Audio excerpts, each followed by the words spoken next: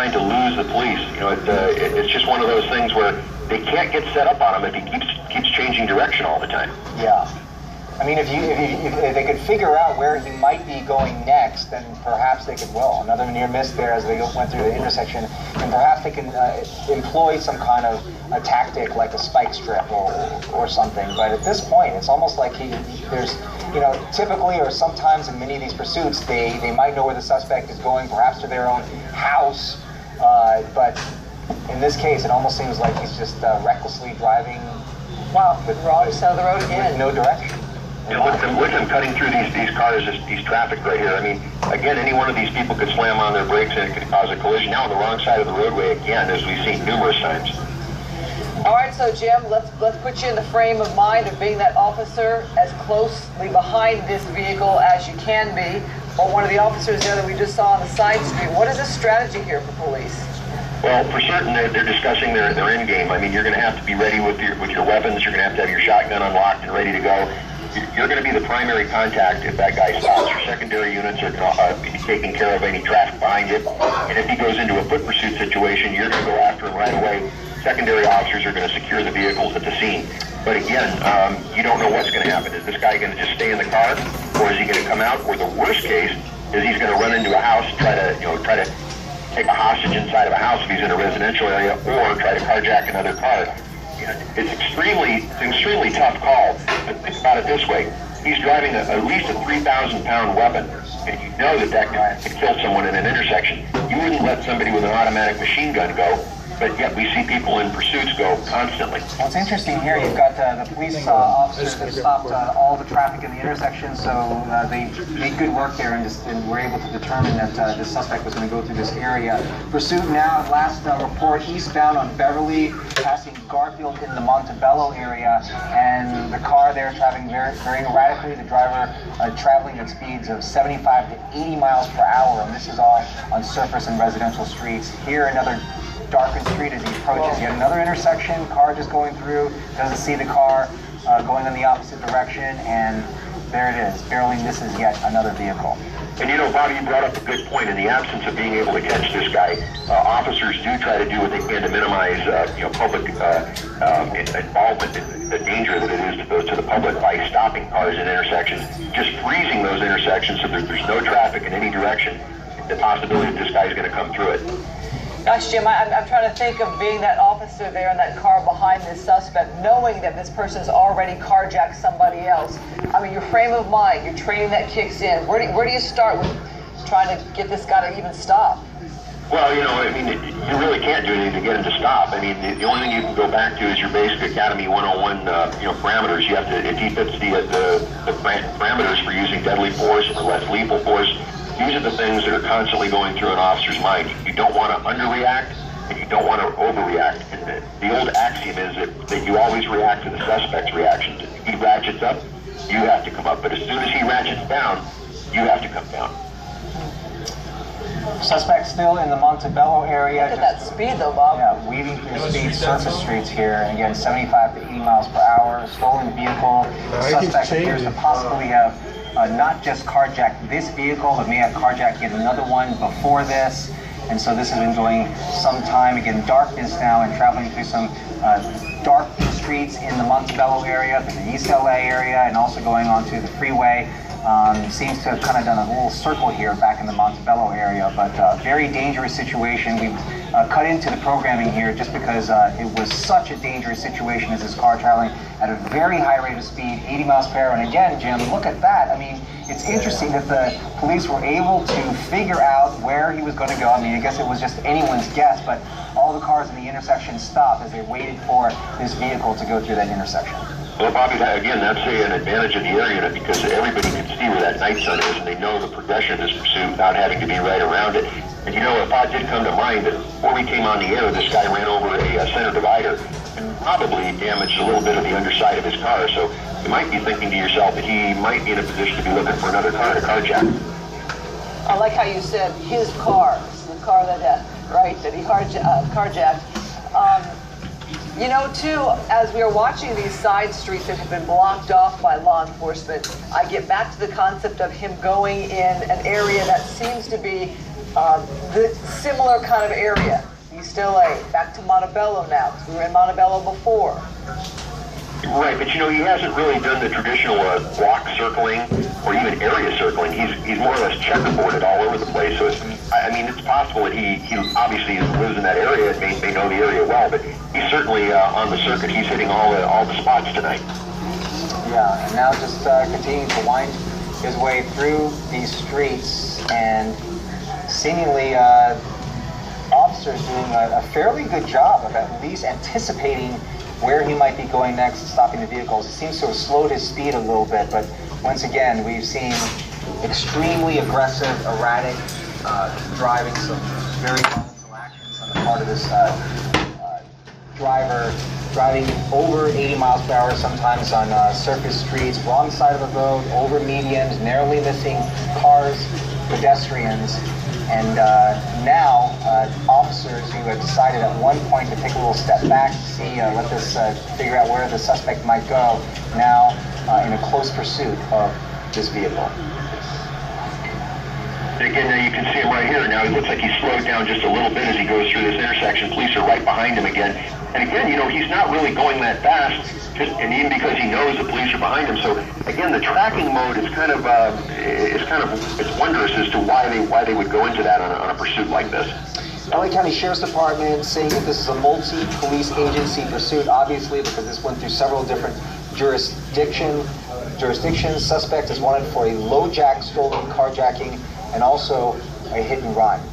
It looks like we switched out again. It looks like we got a CHP car in behind him right now. We have a sheriff's car behind him. Yeah. So again, they've switched out. Still hearing that this pursuit's still on the surface streets of the Montebello area. So like you said, Jim, just kind of doing that checkerboard thing. It's interesting when these, how do all of these agencies decide if you go in from one jurisdiction to the next? Let's say you go from Montebello, East LA, and you know, if you have one police agency that's handing over to the next, do these agencies just continue on and, you know, it's the first couple of minutes are really a lot of havoc. I mean, it started out at Whittier, and then this highway people got into it. No, it's been going a while. And typically, I'm waiting for the crash. Or the shootout. Continue on through. But now it's with the sheriff's department, and they've got good coordination with Nah, this is not going to last too long. It's got to end eventually. Agencies that are in the area, they can all link in and they can all patch into that sheriff's frequency. Oh, hell no. Those are the crazy. really the best to handle a pursuit like this. It was on the We're news? hearing now the area again is Pico Rivera. I say again because as I was watching this earlier around 7 o'clock and picked it up, we started out in Pico Rivera. Oh, It wasn't wow. started this pursuit, but that's where I really started Well, watching this guy carjacked. So again, It's got back up guns, into so another it's going to area. go down. southbound on Rosemead Boulevard in the Pico Rivera area. So went just came from the Montebello area going east toward the Pico Rivera area, went back almost toward Whittier where this all started. Doesn't seem to be leaving that same area where this all started. But here it goes. At one point, and there you go. Bam. There, Jim. Oh, wow. Okay. Let's see if the suspect runs. Pit maneuver. Door is Another open. parked vehicle. The door has opened. And now police have their guns drawn. From this picture here, there are no cars immediately right there in the area, hoping those cars that were in front of that car took off and got out of the way. The officers backing up there. Jim, walk us through this. There it goes. Okay, I'm just about a 4 seconds behind you. At the end of this pursuit, now he's in a footmail right now. They're going to have to go after him. Just like I said before, the primary units are going to be first in the pursuit, and the rest of them are going to be watching the cars and setting up a perimeter nearby. He's running his ass off. That's optimal. Have a K9 unit as a backup. You know, Normally, they'd let the K9 go right after this guy. this guy's going to lose steam really quickly. He's running just as fast as he can through a parking lot. All the officers there in pursuit. Some of the vehicles there now, circling this parking lot. The suspect, maybe he went inside this building here. This is Chris and Pitts. Right. Pitts looks like it's some sort Now, of restaurant. remember, they did come on the air earlier and say there was an armed suspect, so now if he goes at that location, they could possibly have concerns there. Now we could have some sort of a standoff situation inside this restaurant. We got one person that's already come out of the restaurant. He realizes, now people are running from the restaurant, they realize something's going on. Okay. They're being ushered away by officers, but now we've got a situation where how many patrons do we have inside, and is this guy armed? Okay, so 92. On Lakewood Boulevard here, a restaurant here. You can see, all right, In the Whittier area, too. There's two different it ones. sounds like the suspect went inside this restaurant. As we saw, two people came running out. It is surrounded though, but you gotta wonder, okay, Okay, you're there's gonna cook. people from the kitchen now exiting this this restaurant, the Chris and Pitt's restaurant. Now the police have this restaurant surrounded as the suspect, police doing a pit maneuver on this vehicle, slamming into a parked vehicle, and immediately the suspect of the stolen vehicle that was carjacked dumps out, runs as fast as he can across this parking lot and into that Chris and Pitt's restaurant there, where some people immediately just bailed out, and now cops have got this place surrounded. Looks like More kitchen staff exiting. Jim, I'm asked this question all the time. Why don't they do a pit maneuver? And we saw that there. What did you make of that? Well, I'm sorry, the question was?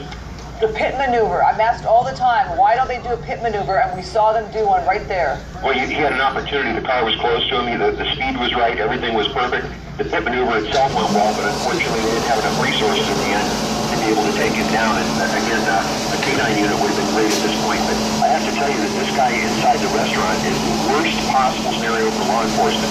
Extremely erratic and unusually erratic behavior in driving, and now you've got that person inside the restaurant with, I'm sure, several patrons right here at this hour inside that restaurant. And several people have come out, but we don't know how many people are inside. I mean, look at all the cars that are parked there at that restaurant. It gives you good reason to think that there are a number of people inside that restaurant. Very scary indeed, like you say. Hey, we want to tell you that this is in Downey, the Chris and Pitt's restaurant on Lakewood Boulevard, where this dangerous high-speed pursuit of a stolen vehicle finally came to an end. So again, you want to avoid this area, because now it appears that we could have a standoff situation as police finally did a pit maneuver on the vehicle.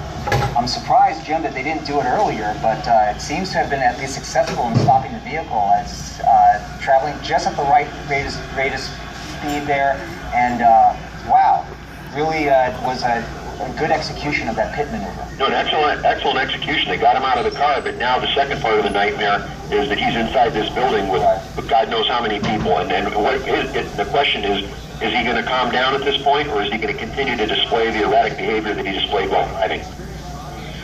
Unfortunately, you would glean just by the way that he had behaved before that he is desperate and willing to do just about anything if he's going to be traveling at that high rate of speed through residential areas and putting so many lives at risk that this person, especially if this was a carjacking where he had some sort of a weapon, you could also assume at this point, I'm sure that's the assumption of the police officers there, that he would still have that vehicle, that weapon rather, in possession as he ran into this restaurant. Well, they have to take that stance there. They can't assume that he's not armed. And again, the type of driving that he was doing, a lot of us in law enforcement, when somebody gets on a freeway and takes off, it's just a regular pursuit. But this guy was staying on the surface streets, numerous changes in direction. It's almost as if he's very, very excited. He doesn't know what he's going to do. His adrenaline is pumping. The cops are after him, and now he's inside of a restaurant. He can't go anywhere. He's literally stuck, and what is he going to do now? Well, as we look back at that pit maneuver, the suspect then got out of the car. An officer seemed to back up from his car and take shelter in another car behind him. That seemed to give the suspect enough space to take off running. We were so worried about the suspect carjacking another car, only to find the suspect possibly run into this restaurant. Well, we're pretty sure he's inside that restaurant. I mean, we saw him on the air go in there, so it looks like he is inside that restaurant. Well, definitely we had like a sort of a standout situation here. You would just glean from the body language.